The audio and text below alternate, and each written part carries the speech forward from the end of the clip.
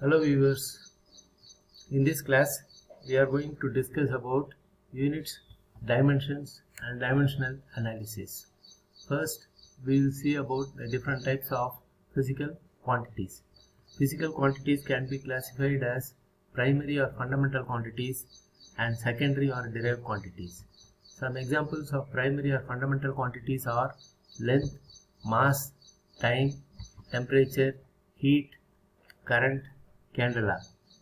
To solve problems in fluid mechanics, it will be enough if we use length, mass and time as fundamental quantities. However, in heat transfer problems, we may encounter additional primary quantities such as temperature and heat. Also, in solving problems in electrical engineering or in light engineering, more fundamental quantities such as current, candela may be encountered.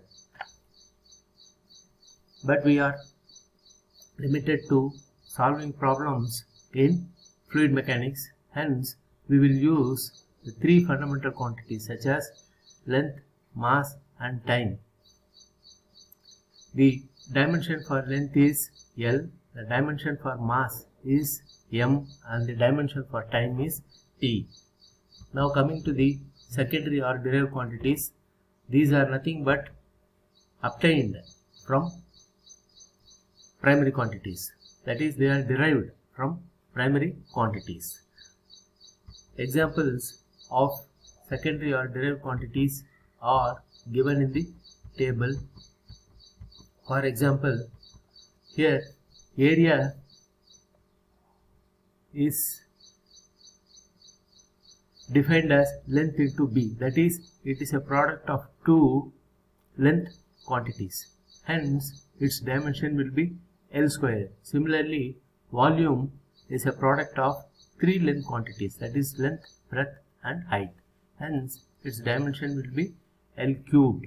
Similarly, for velocity, from the definition we can get the dimensions as L, t minus 1, acceleration, discharge, force are all given. Please note, for force the definition is mass into acceleration and the unit is kilogram into meter per second square.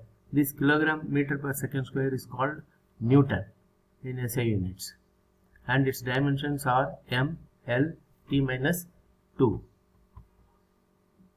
Similarly, we can get the dimensions for a number of secondary quantities such as pressure, weight, density, specific weight, specific volume, shear stress, work or energy, power, momentum, torque, angular velocity, etc.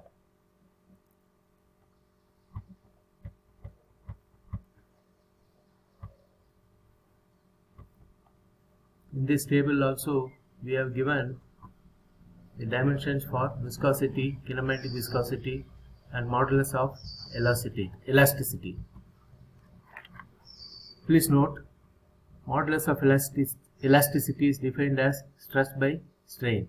Stress will have the unit of pressure and strain doesn't have any units because strain is defined as change in dimension to the initial dimension. Hence it doesn't have any units. Therefore, the dimensions for modulus of elasticity will be same as that of the stress or pressure, which is given by m, L minus 1, t minus 2.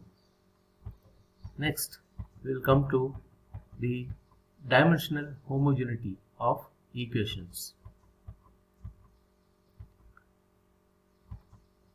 An equation is said to be dimensionally homogeneous if the dimensions of each term in an equation on both the sides are the same. For example, we will take the equation of pitot tube given by V is equal to root of 2gh. So this equation gives the point velocity or local velocity in a flow path, where V is the velocity or point velocity and h is the height of liquid rising in the pitot tube. So if you see the dimensions of the left hand side of the equation, that is V, so we will have the units of L t minus 1, that is meter per second. The right hand side, if you see the dimensions of root of 2gh, it reduces to again L t minus 1 as shown in the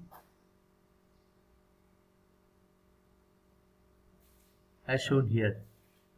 Therefore, the dimensions on the left hand side of the equation and right hand side of the equation are the same.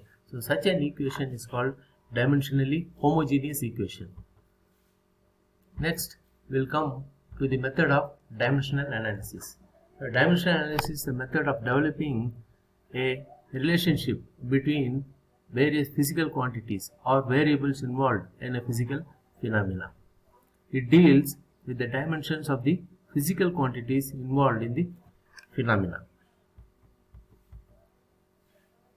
There are two methods of dimensional analysis. Number one is Rayleigh's method and the other one is Buckingham-Pi theorem method. This Rayleigh's method is used for determining the expression of a variable which depends upon maximum up to 3 or 4 variables. If the number of independent variables are more than 4, then this method of dimensional analysis becomes cumbersome and difficult.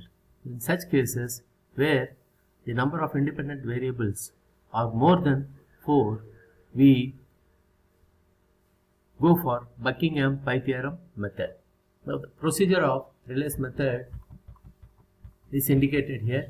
First, identify the dependent and independent variables, then express the dependent variable as a function of independent variables as given by equation 3, that is, if x is a dependent variable, then x is equal to a function of, that is, f of y1, y2, y3, where these y's are independent variables.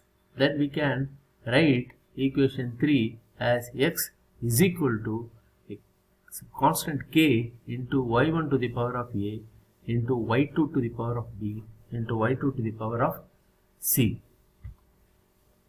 where k is a constant and a, b, c are arbitrary powers.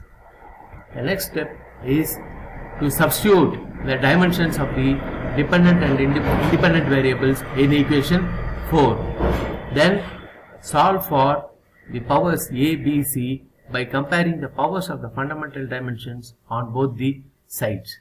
Then substitute the values of the powers a, b, c in equation 4 and get the expression for the dependent variable.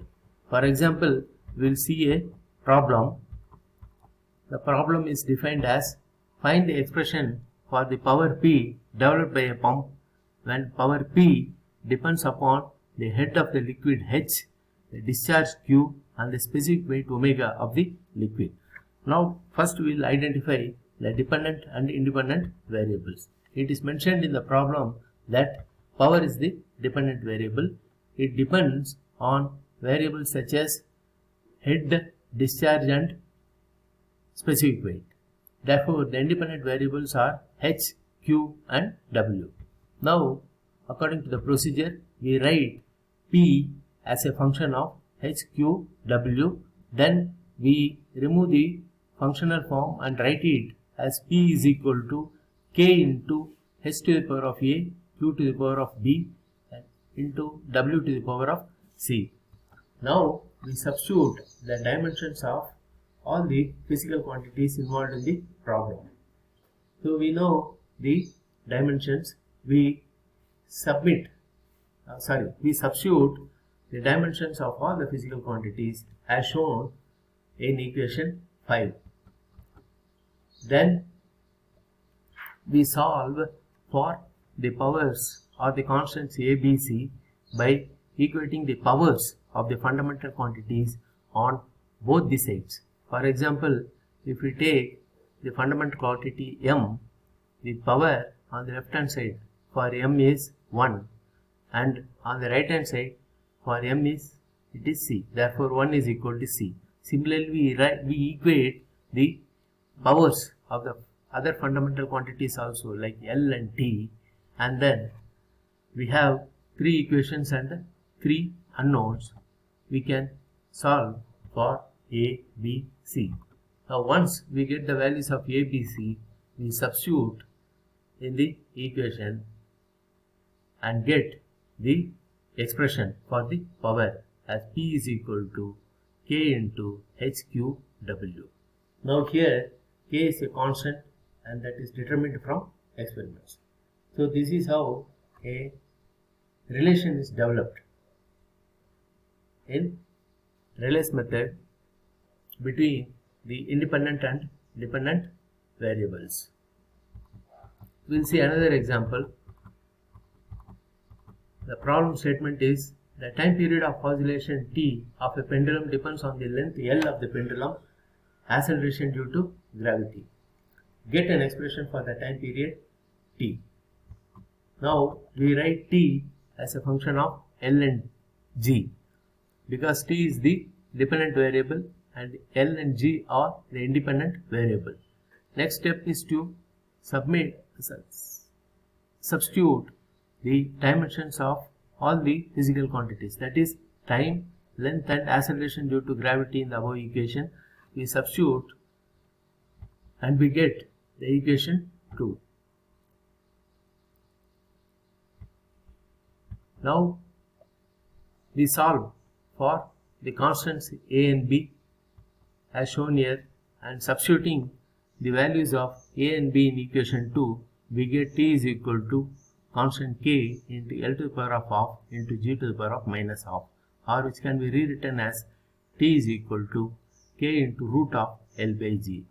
But from experiments we know that K is equal to 2 pi. Therefore T, the time period of oscillation of a simple pendulum, becomes is equal to 2 pi into root of L by G.